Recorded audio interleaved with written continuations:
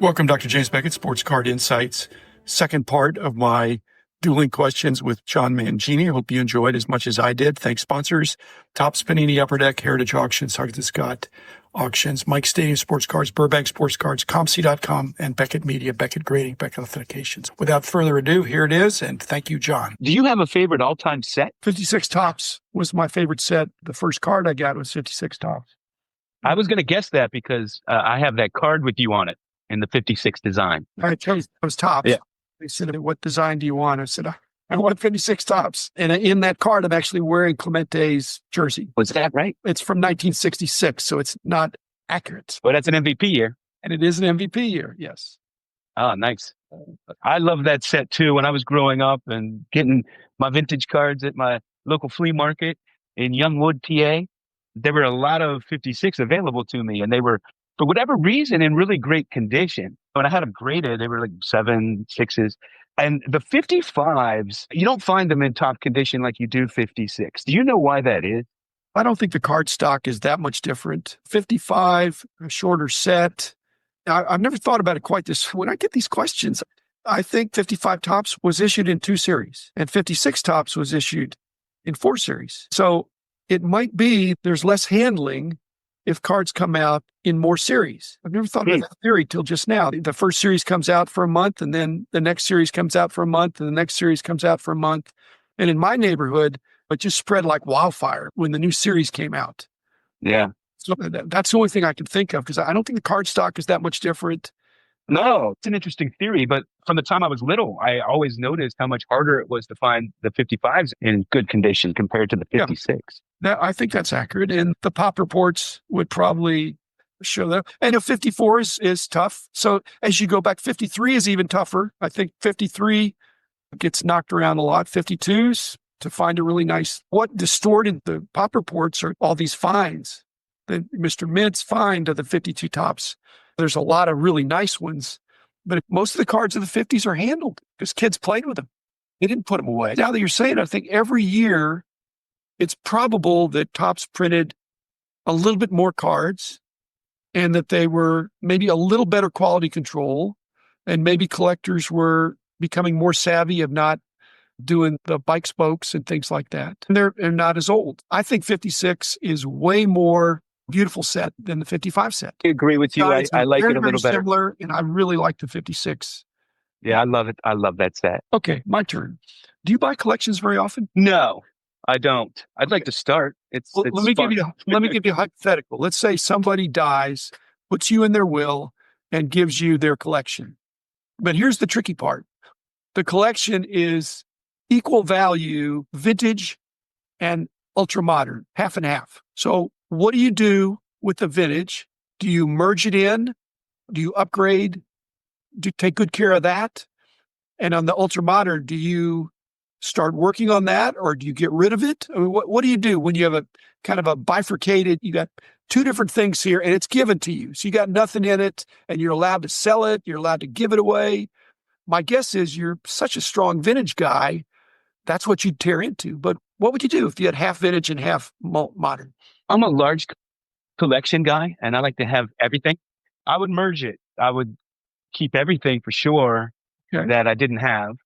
I would probably upgrade as well. I might just keep it all. I might not even sell anything. I will keep doubles, because if you think about it, there's no such thing as a double in the vintage card world. No 2 cards are exactly the same. You have fish eyes, different centering, some are vibrant, some are dollar. There's no such thing in the vintage world as 2 identical cards like there is in the modern world. So sometimes I keep more than 1 copy, especially if it's a card I love.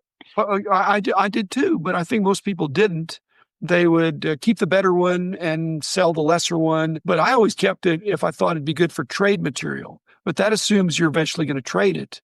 Do you do that? Do you think, okay, I've got an extra one of this, I just like it, or I'm eventually going to trade it for something else I really want? Yeah, I have a whole box filled with cards I would consider selling or trading, just in case I want to take them to the National or Strongsville or meet up with people. And I have in the past. I haven't done anything recently, but back in the early 2000s, when eBay first came out, I started selling off all my doubles because I had so many from my childhood. I pulled personally 9 Ricky Henderson rookie cards. And so I pulled the nicest one. I sent it out for grading, and then I sold the other one. And then I started collecting again after a long layoff for work and traveling around in 2000. Back at that time, now you could sell and buy cards on Facebook. And I was buying a lot of cards on there, and I was selling a lot of cards on there, doubles.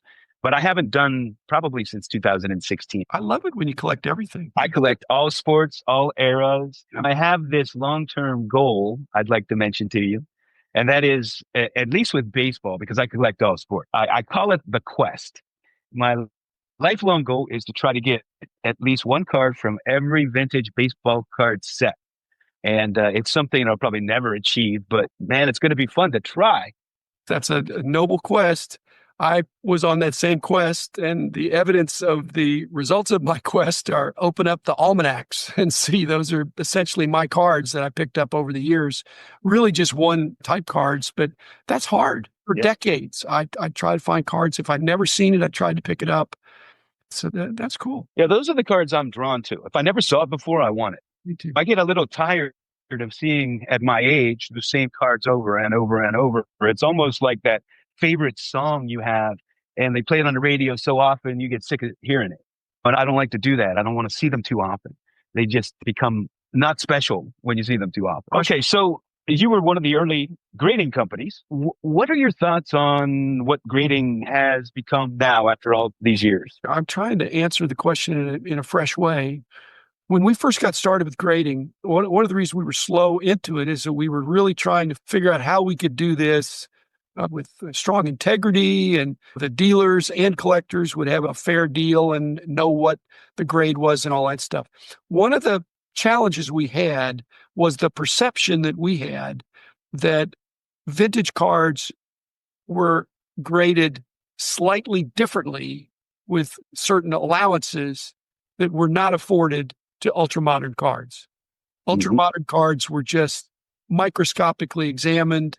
If a card is a 2, it's a Gaudi or a 52 tops and it's a 2, it's not a horrible card. Technical grade of a 2, but a 2022 Prism something, it's a 2. You just couldn't even imagine having that in your collection.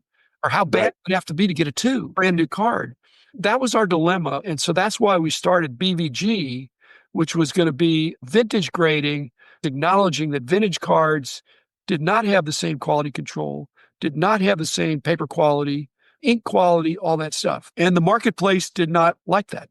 They wanted at least the appearance or the presumption that the 2 is a 2. And I think you maybe don't agree with that because, like you said, every card is different. Even the technical grades being the same, there's different eye appeal. And so I probably ran my guys through hoops for a few months trying to figure out that dilemma. And we split the baby by saying we're going to have a BVG and a BGS, and we're going to make the cutoff between 79 and 80 back in those days. And even now you can see that PSA has just announced something to where they're tightening up their centering standards to get a PSA 10. And that's in response to the fact that the quality control of brand new cards is so outstanding that people are disappointed out of the pack if it's not a 10. So grading has an existential threat. If everything out of the pack is going to be a 10, then you don't need PSA or BGS or SGC or anybody to tell you what it is. It's a brand new, fresh out of the pack card that's perfectly centered. Whereas in the vintage, you could have an unopened pack of 52 tops. And when you open that, or any other unopened pack from the 50s or 60s, and barring gum stains and things like that, or wax stains, you don't expect the card coming out of the pack to be a 10. Centering quality control. Now, the edges are probably not a problem. The cornering is not a problem. The surface, there can be little print dots. There can be out of register. The quality control was way worse in the 50s and 60s, even in the 70s. And so grading, what started out as a really simple concept of just grade the card and put a number on it, slab it, there's so much more to it now, and there needs to be. The reason why PSA is doing 1 million cards a month is because people want to know that they have a 10. Frankly, to my old company's chagrin, they don't want it to be a 9.5 if it could be a 10. I have degrees in math. 10 is higher than 9.5, but the words could be the same. So grading has gotten more complicated, and that's partly because of several other entrants into the grading space. But grading's here to stay, and PSA tightening up, I think they had to. Like I said, if everything's a 10, that's a problem. On the vintage side, this movement toward collector grade and eye appeal, that's wonderful. That is the lifeblood of the hobby, if you ask me. It's not I agree. Unbelievably high grades for cards that were never touched. They're commons that are 10s from 30 years ago. And even if the pop is 1, I'd rather have a great player in good condition than a bad card in fabulous condition. But it's flipped. And again, I have no say in that because the secondary market determines. But guys that are going out and looking for the collector grade cards, a 4 or a 5 of a 55 or 56 tops is a really nice looking card. Yeah. And the 7, it's going to be twice as much money. The 8's going to be another multiple on top of that. And from a distance, you can't tell that much the difference. Yeah, I'm with you there. I buy the card. I'm not a numbers guy. Do you prefer a numerical system or the old system of just BG, excellent, near mint, and allowing the collector, like they do in stamp collecting, for instance, with it, no numbers? I'm not copping out, but I really made the determination that both were important. If you go back into the 70s, in the back of every one of my books and all the magazines, there was also a legend in there. There was a condition guide.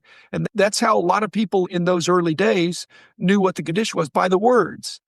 But it was inevitable that a number was going to be put on it. If you remember SGC, they had a 100-point scale when they started, and that was deemed to be too confusing, and it wasn't linear. So then they converted it to 1 to 10. And PSA has always been 1 to 10, and it's only recently they've had half grades without still not having a half grade of 9.5. They go from 10 to 9. And the words are both important. Just to finish that off is the numbers have become more important. And the reason you know that is because BGS 9.5 is gem mint. A PSA 10 is gem mint. So they're the same nominal grade, but not the same ordinal grade, even though it's two different systems. And people are off to the races with a 10, and there's nothing more to discuss. However, BGS did have the foresight to have a Pristine 10 and a Black Label 10. It's so rare that I've never had one. If it was a card I didn't want, I'm not going to want it in a spectacular condition. I don't want to have the finest known of a card that nobody cares about. I don't even have to have the finest known of any Clemente. Yeah, I don't either. But there's such a dispersion when you get into the lower grades. For instance, a 1 can look like it was run over by a Mack truck 12 times and run through the mud, or it can look really perfect to the eye at first glance, but have a little tiny pinhole you have a hard time seeing. You can see 2s that you wouldn't want the card, but then they're beautiful looking 2s. I find that those lower grades, especially 3s, 4s, 2s, 1s, the number kind of hinders it a little bit. It doesn't tell the whole story. Let's say it a different way. It's a starting point. And it's a starting point that's pretty inadequate in those extreme situations you've mentioned. Basically, it comes down to the two things I look at are if it got a bad technical grade based on stuff that's on the back or something that's not visible at arm's length. You can hold it out there and you can't see the pinhole. But there is a pinhole there, and technically they have to downgrade it. Or if it's got a big bad blotch on the back or paper loss on the back, in a part where it's not even obscuring any of the bio or any of the statistics, technically they have to downgrade it. But technically you don't have to pay. You're the customer. You get to pay less or more according to the way you look at it. So it just means, like you said, no 2 cards are the same. No 2 PSA 9s are the same. One will be stronger than the other if you analyze it long enough. Yeah. To me, that adds to the dynamic element of the hobby. And I think it matters more in the lower grades. If somebody says, I've got a Gaudy Ruth 2, which would be what my dad probably would have, they're 2s and 2.5s. They're still nice cards. My dad played with them when he was a little boy in the neighborhood. So they're his original cards. I'm not trading them. I'm not selling them. And I'm not ashamed that they're 2.5s. A lot of people apologize for their cards these days. The apology makes no sense if this was a really obscure card and the finest known, which is true of some of these really tough cards like the Babe Ruth, the Baltimore News. If the best one out there is a 4, then the 4 is a holy grail. Right. But if you can get a 10, people are going to want it. If you can't get the 10, then I've got to have a 9. Oh, but there's no 9s. Then I got to have an 8. And I'm not saying I'm starting at the bottom, but many of the guys I respect in vintage I'll know it when I see it. and it doesn't matter what the number is. In fact, I'd rather buy a 2 that looks like a 4 than a 4 that looks like a 2. And undoubtedly, the price of the 4 will be higher, even though it's not a better looking card. I've had people correspond with me or see me at shows and they say, yep, I'm quietly buying up all the pinhole cards. I'm buying up all the cards that have back damage and I'm getting them for a pittance. And again, that's only really for vintage, but they present very well in the front. Yeah, it's so different, vintage versus modern. And I think modern collectors and vintage collectors, like we're speaking a different language when we talk about grading. If you only collect modern cards and somebody's talking about eye appeal and buying 5s, you're going to think they're crazy. But that's what a lot of us vintage guys do. A 5 from the 50s or 60s or 40s is a nice looking card. Right. In fact, anything nicer is suspicious sometimes. I wanted to ask you about that because I'm of the opinion when I see old, early 1900s cards, T206s, Cracker Jacks, and they're in 8s and 9s, personally, I'm suspicious of those. Those things didn't come out of the packages that way. Now, I know the 1915 Cracker Jacks you could send away for, but still, who kept them in pristine condition? Knowing everything I know about vintage cards, all my best condition 1800s cards were glued into an album. That's how a lot of people kept them. And the front is pristine, but it has a little glue residue. So when I see those old sharp ones, I truly believe somebody took that glue residue off of there. I think they were in albums. Because those are the only really old cards I've seen pristine like that. What do you think? Number one, you are absolutely correct. And everybody listening should also be suspicious. Being suspicious is appropriate. But the graders have to be good enough when it's submitted for grading that there is a detection of whether there used to be glue there. If it's been chemically altered, even if it's not detectable by smell or by touch, but by magnification or black light or different things, they've got to have ways to do that because otherwise it affects the integrity of the system. There's nothing wrong with having an old judge that has some back damage that came out of an album. I wouldn't kick it out of my collection if it was a player that wanted to collect. If any grader gets a reputation for having things slip through, that would be very bad for that grading computational damage. When I consult with my old buddies there at say, if in doubt, reject it. If it looks strange and they show it to me, I said, it looks strange to me too. I said, how many more people do you need to talk to? And here's the thing. This wasn't somebody that submitted a whole set of 1915 Cracker Jacks. They just submitted the Mathewson. I said, if your only submission is the one card and you're suspicious, it's different. If somebody sent in a whole set of something and they said, I got him right from the factory, it's possible.